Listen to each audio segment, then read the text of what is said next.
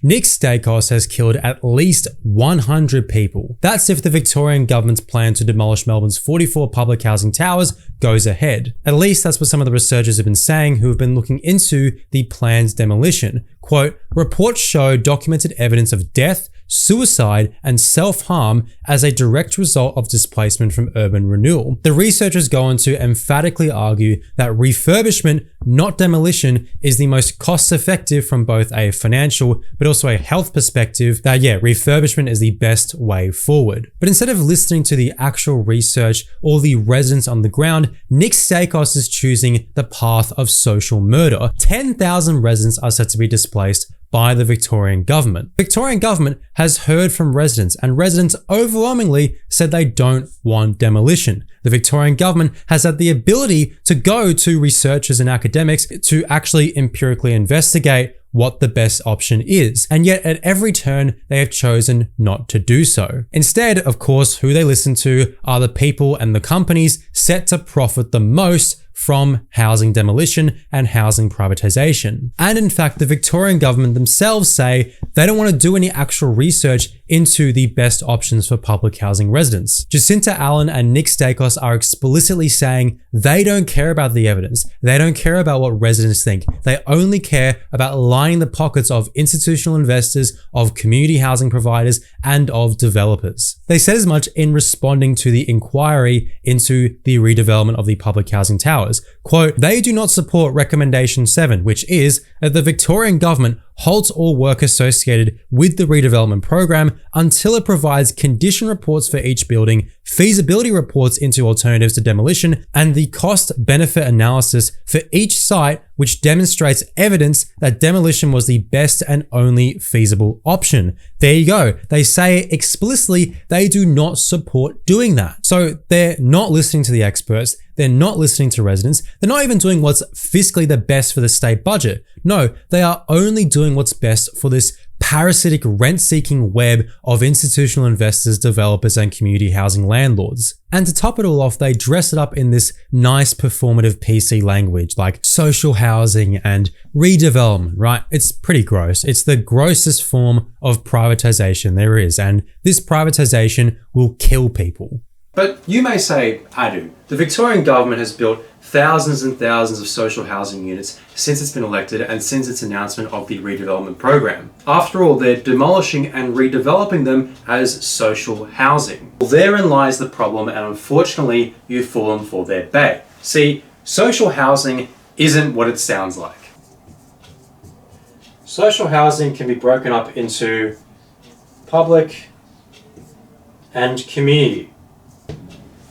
Right now, most of the housing stock is publicly owned. It's owned by the government. Rents are capped at 25% of someone's income. Housing is more secure. It's very hard to evict someone who lives in public housing. And you have more enforceable rights if you are a public housing resident. That's not to say there's not problems with public housing. The government is often unresponsive. There are many problems with overcrowding, underfunding, under-resourcing, etc. But this is the best way in which so far the Victorian government has devised to keep housing out of the profit-driven market. However, over the last few decades, and it's intensified over the past few years with the announcement of demolition, governments have increasingly been shifting over from public to community.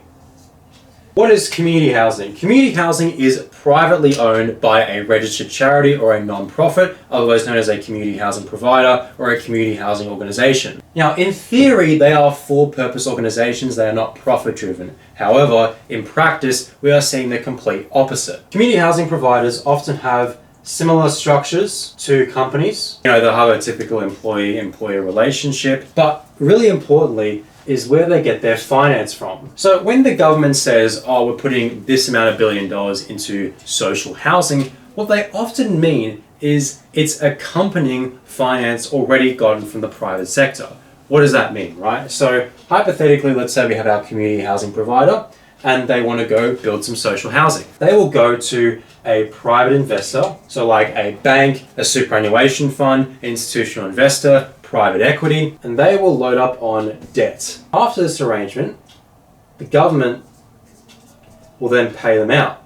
But that is after all the operating costs involved in running housing. And so while in theory a community housing provider is, non-profit, it's a charity, it's not running things for a profit, in reality the operating expenses of a community housing provider are predominantly made up of paying back debt to for-profit institutions like banks, superannuation funds, private equity firms. And then the government comes in after the fact and subsidizes the whole operation.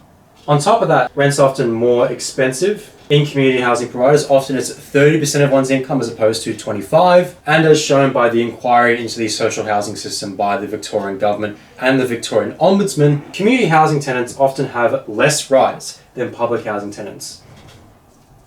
So overall, it is a very privately run operation, right? It's primarily operating off of loans from for-profit financial institutions. It has a similar employee-employer structure to a for-profit sector. Rent is higher, lower protections, it's easy to be evicted. And on top of that, as community housing providers have consolidated, as they've concentrated in number, as there's become less and less community housing providers, but they're bigger and bigger, they have began to venture out into traditional real estate.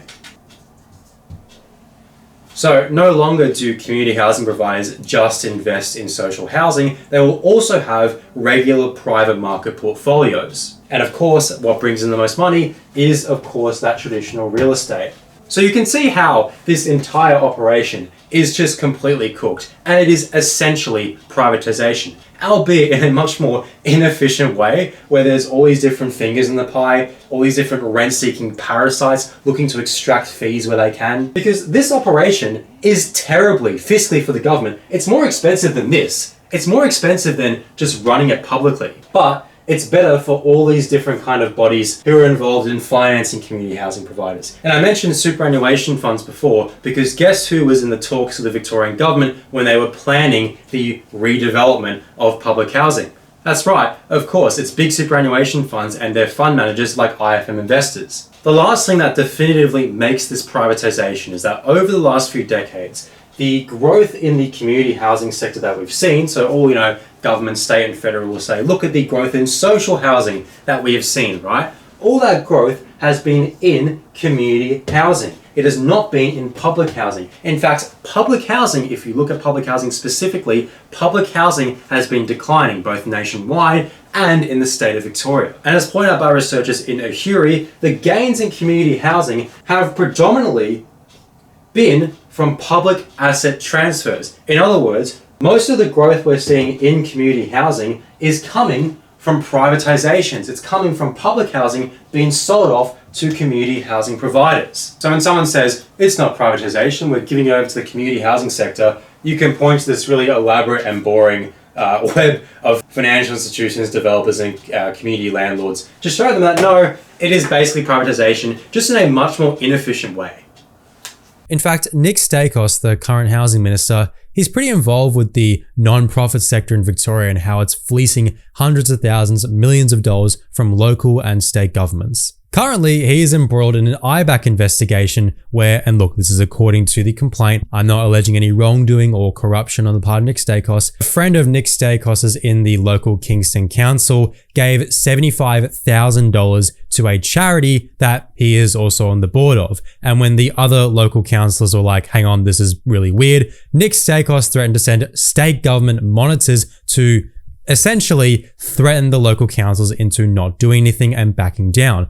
Allegedly, that's what the complaint to the IBAC investigation has said so far. Don't want the Staikos boys on me. If you're familiar with local government at all, you'll know that this stuff is really rife throughout. For example, a while ago in a video I talked about Park Towers, and in that video we went over a case of a charity that's in Park Towers that got a grant from the local council, except a senior employee of the council who oversees things like grants, who is also a very influential Labor operative, was on the board and in fact I believe is the chair of that charity. But yeah, I wouldn't be surprised if the situation is similar with our friend Staikos over here.